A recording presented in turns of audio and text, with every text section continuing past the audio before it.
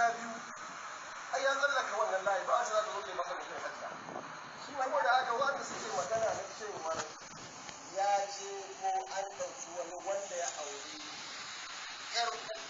ce ya je kwankwasa ya auri wata daga cikin family na tunda ba ni na haifi gaya muku cewa in mutum yana son ya shuka a kan wannan mutum ba zai iya aiki duk aikin da kike gani na garin nan farko mun sa kwamishina na aikace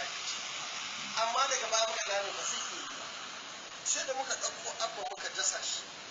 duk ayyukan nan manya da suke jihar nan ba ma cikin birnin Kano ba a Yusuf wasa bai ga abba da ya yi su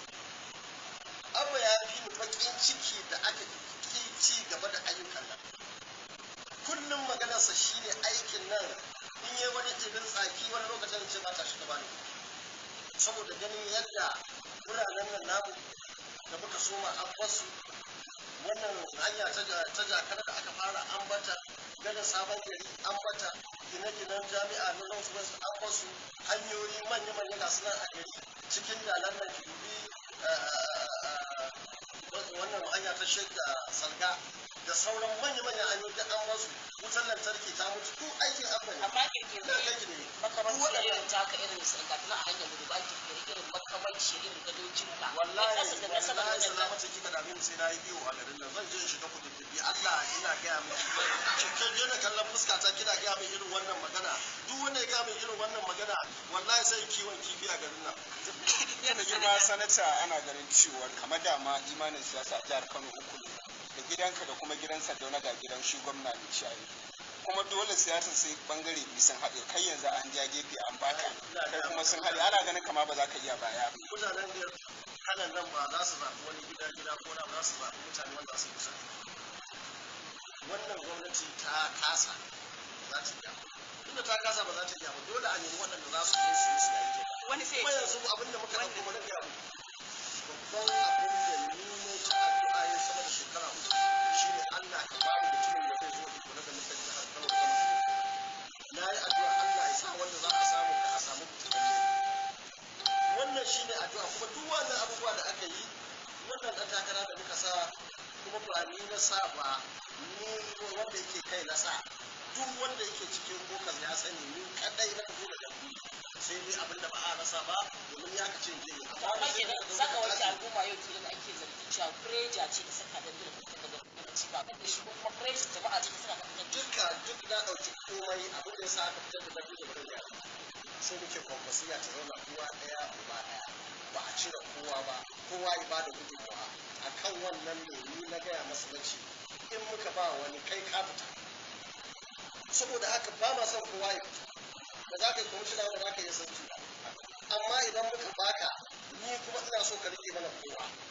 saboda haka ba ma son mu rasa kowa kai ka fi kowa girma kai ne mataimakin gwamna duk wani aiki da muka yi a gidanka aka yi duk wani abin da aka yi a furume wataƙila ma kai ne ka nemi cewa yi a furume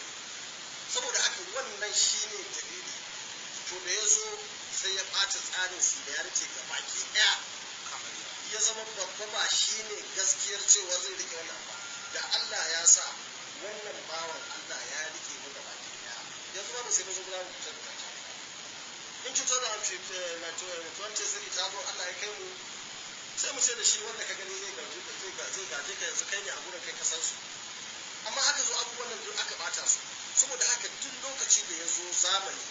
in lokacin zafi ne sai kayi la'akari da shi ne zaka nema air conditioner in lokacin sanyi ne zaka nema hita yanzu abin da halin da muke ciki shine muna neman mutum mai daraja wanda zai tsaya ya fuskanci aiki a jihar Kano wanda zai tsaya ya fuskanci yan jama'iyya da jihar Kano ya so su a zuciyarsa wani sai ce shi wannan din ana jirginin zai yi duk waɗancan ayyukan da ake tunanin shi da kafin maganin da bai yi ba a baya